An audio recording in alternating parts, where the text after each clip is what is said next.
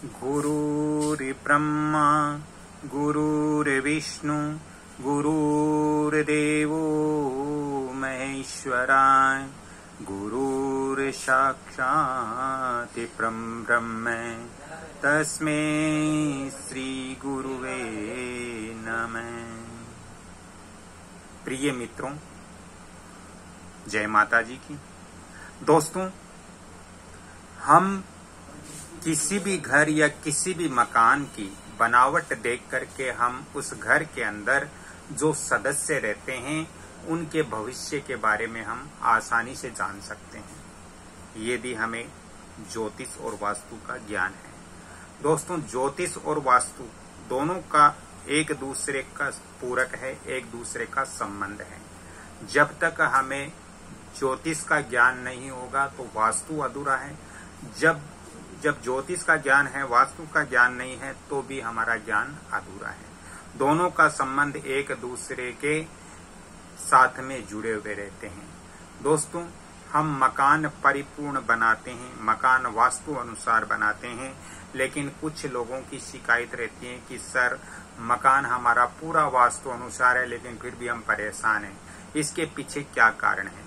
तो इसके पीछे बहुत गहरा कारण है दोस्तों, क्योंकि जब हम मकान वास्तु अनुसार बना रहे थे तो उस समय हमें ज्योतिष का ज्ञान नहीं था, और जब ज्योतिष और वास्तु दोनों का ज्ञान होता है फिर हम यदि मकान निर्माण, गृह कार्य निर्माण करते हैं तो हमें बहुत आसानी होती है। दोस्तों, कुछ दोष ऐसे भी होते हैं हमारे घर के अंदर जिनकी ओर हमारा ध्यान कभी जाता नहीं है, और हम इसके बारे में कोई विस्तार से जानते नहीं है, कि केवल इतना ही जानते हैं कि हमने मकान वास्तु अनुसार बनाया तो फिर हम परेशान क्यों हैं, क्योंकि इसके पीछे भी एक बहुत बड़ा रीजन है। दोस्तों, हमारे घर के अंदर हमेशा ध्यान रखना चाहिए कि हमारे घर के अंदर जो ऐसे वास्तु दोष होते हैं जिनके कारण हमें बहुत बड़ी दिक्कत होती है। दोस्तों, मान लीजिए हमारे घर के अंदर किचन है, रसोई है, और उस रसोई घर के अंदर ही यदि भंडार घर रखा हुआ है, हमने किचन वास्तु अनुसार बनाए, भंडार घर भी अनाज रखने का जो भंडार घर है वो भी हमने वास्तु अनुसार बनाया, लेकिन वो किचन के अंदर ही हमने बनाया, तो वहां पर हमें परेशानी हो जाती है, क्योंकि किचन है वो मंगल का प्रतीक होती है।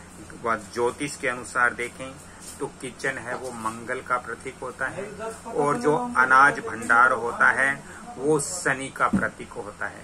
तो वहां पर शनि और मंगल दोनों एक साथ हो जाते हैं, इस कारण से हमें परेशानी होती है। दोस्तों, अगर मंगल और शनि एक साथ हो जाते हैं तो इससे अनावश्यक खर्चे बढ़ जाते हैं हमारे घर के।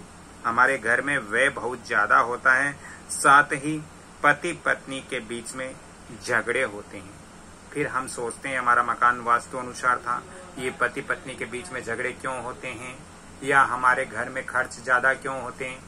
उस चीज पे हम ध्यान नहीं देते कि हमारे घर के अंदर, किचन के अंदर ही अनाज रखने का भंडार घर बना हुआ है, क्योंकि ये एक वास्तु शास्त्री आपको नहीं बता सकता, क्योंकि वास्तु का ज्ञान उनको है लेकिन ज्योतिष का ज्ञान नहीं है। इसलिए जब तक दोनों विषयों का ज्ञान नहीं होगा तब तक वो परिपूर्ण उस स्थिति तक नहीं पहुंच पाते हैं। दोस्तों, यहाँ पर मैं बता देता हूँ कि मंगल ग्रह का कारक जो वस्तुएं वो कौन कौन सी होती हैं। दोस्तों, मंगल ग्रह की कारक वस्तु जैसे आपके लाल ईंट हो गई, ये मंगल का कारक है। बिजली का मीटर हो गया घर के अंदर, ये मंगल का कारक है। या मतलब 3 कोने वाली कोई भी वस्तु हो गई तो ये मंगल का कारक है। बिजली है वो मंगल का कारक है। या हमारे घर के अंदर कोई भी जो बिजली से चलने वाले जो उपकरण है वो मंगल के कारक हैं। लाल रंग है वो मंगल का कारक है। यदि हमारे मान लीजिए हमारे घर के अंदर हमने ईशान कोण के अंदर यदि लाल रंग किया है तो दोस्तों ईशान कोण है वो गुरु बृहस्पति का है, और वहाँ लाल रंग करने से मंगल की उपस्थिति हो जाती है।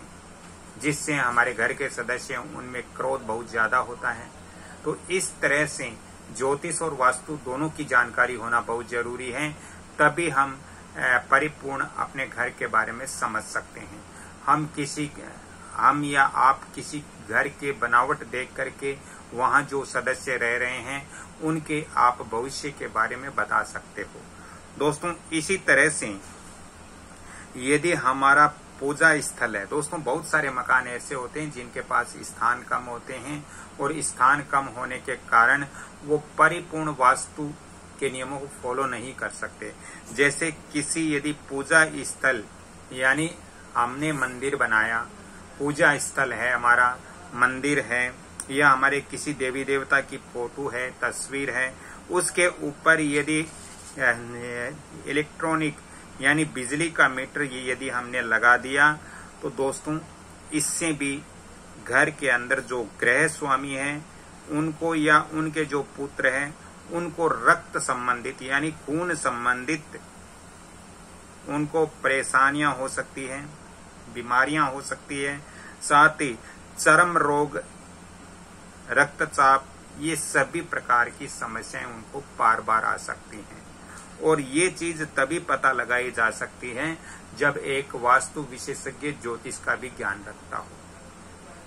अन्यथा दोस्तों मंदिर ईशान कोण में है, हमने देख लिया कि मंदिर ईशान कोण में है, लेकिन मंदिर के ऊपर यदि मीटर है उस पर हमने ध्यान नहीं दिया तो फिर ये चीजें हमारे घर के अंदर शुरू हो जाती है।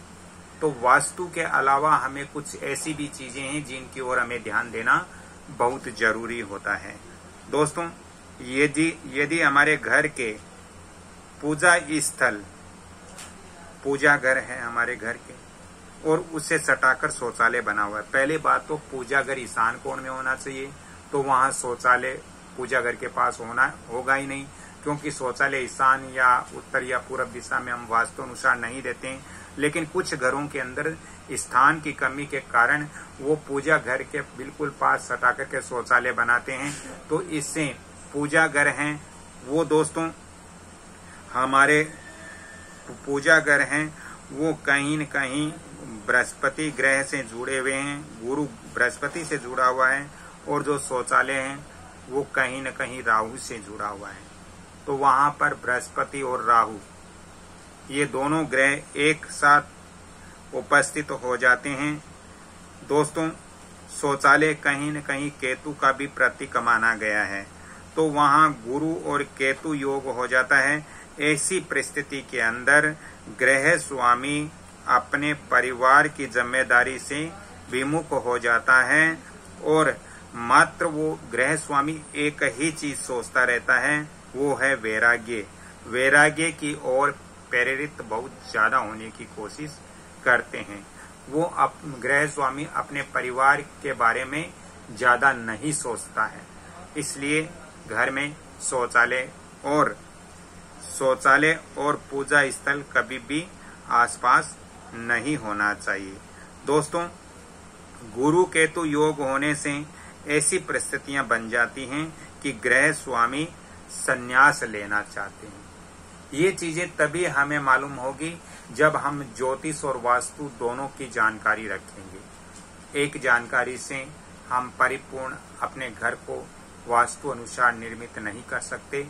हाँ, कुछ कर सकते हैं, लेकिन परिपूर्ण तभी कर सकते हैं जब ज्योतिष का ज्ञान होगा और वास्तु का ज्ञान होगा। दोस्तों यदि आज की मेरी ये जानकारियां अच्छी लग रही है तो इस वीडियो को आप लाइक शेयर सब्सक्राइब जरूर करें और बेल आइकॉन घंटे के निशान पर भी क्लिक करें, ताकि मेरा भी मनोबल बढ़ेगा और मैं आपको ज्योतिष और वास्तु की आगे भी ऐसी महत्वपूर्ण जानकारियां प्रदान करूंगा। वैसे भी मैंने इस चैनल पर बहुत अच्छी अच्छी जानकारियां दी हैं, ताकि आप घर बैठे ही उनको समझ करके आप अपने घर का वास्तु दोष ठीक कर सकते हो।